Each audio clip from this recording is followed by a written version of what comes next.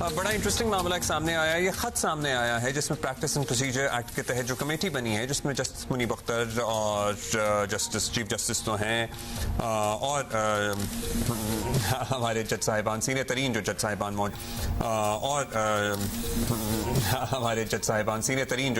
موجود ہیں، انہوں نے ریکویسٹ کی کہ بھائی 26ویں آئینی ترمیم کے لیے فل کورٹ بلائیں. اب وہ اس کی کاز لسٹ جاری نہیں ہو سکی.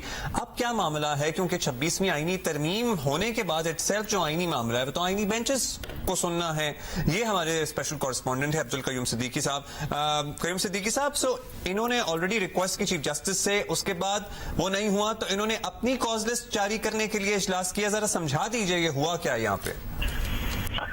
جی، اس میں سمپل بات یہ ہوئی ہے کہ 31 اکتوبر کو اس خط کے مطابق 31 اکتوبر کو انہوں نے چیف جسٹس کو لکھا کہ پریکٹس اینڈ پروسیجر ایکٹ کے تحت میٹنگ بلائی جائے. جاری کیا گیا کہ جو 26ویں آئینی ترمیم ہے اس کے خلاف آنے والی درخواستیں ان کی سماعت کے حوالے سے بینچ تشکیل کرنے کے لیے اس پر ججز کمیٹی کا اجلاس بلایا جائے. لیکن اسی خط کے مطابق جو کہ جسٹس منصور علی شاہ اور جسٹس منیب اختر کا مشترکہ طور پر سامنے آیا ہے، اس میں یہ کہا گیا کہ چیف جسٹس نے اجلاس نہیں بلایا، جس کے بعد ہم نے اس ایکٹ کے تحت دونوں نے الگ اجلاس کیا. اور اس الگ اجلاس جو ہے وہ بھی پریکٹس اینڈ پروسیجر ایکٹ کے قانون جو ہے in terms of section 2 of 3 of the act جو ہے اس کے تحت ہم نے جو پیٹیشن تھی 26ویں آئینی ترمیم کے خلاف ان کے حوالے سے اجلاس کیا 2 جج صاحبان نے، اور پھر اس میں فل کورٹ بنانے کا کہا اور کہا کہ یہ سماعت جو درخواستیں ہیں یہ 4 نومبر کو یعنی گزشتہ روز فل کورٹ کے سامنے سماعت کے لیے مقرر کر دی جائے. اور جو خط ہے اس خط کے اندر جو ہے وہ 26ویں آئینی ترمیم کے حوالے سے آنے والی درخواستیں ہیں ان کو بھی لفظ کیا گیا ہے.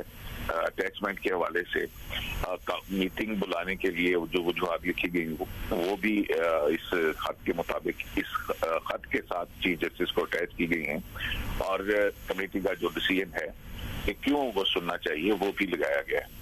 تو یہ ایک بڑی دلچسپ صورتحال ہے کہ اس سے پہلے آپ کو یاد ہوگا کہ جب 3 رکنی کمیٹی تھی قاضی فائز عیسیٰ بطور چیف جسٹس اس کمیٹی کا اجلاس بلاتے تو یہ مقدمات دونوں جج صاحبان جیسے مخصوص نشستوں کا کیس ہے یا آڈیو لیکس کا کیس تھا یا CCCA کا کیس تھا، اس کیس کے اندر بھی یہ دونوں یا تو اس کمیٹی کے اندر شریک نہیں ہوتے تھے اور یا پھر یہ اس کے خلاف جو ہے وہ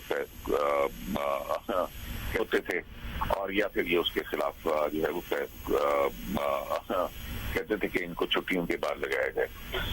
اب جو ہے وہ یہ شکایت کی گئی ہے کہ نہ تو فل کورٹ بلایا گیا نہ کاز لسٹ جاری کی گئی اور چیف جسٹس کو یہ شکایت جو ہے وہ بھجوائی گئی ہے. چیف جسٹس کا خط آنا ابھی باقی ہے یا چیف جسٹس کا جواب منظر عام پر آنا یا پھر انہوں نے دے دیا ہے جواب یہ ابھی باقی ہے؟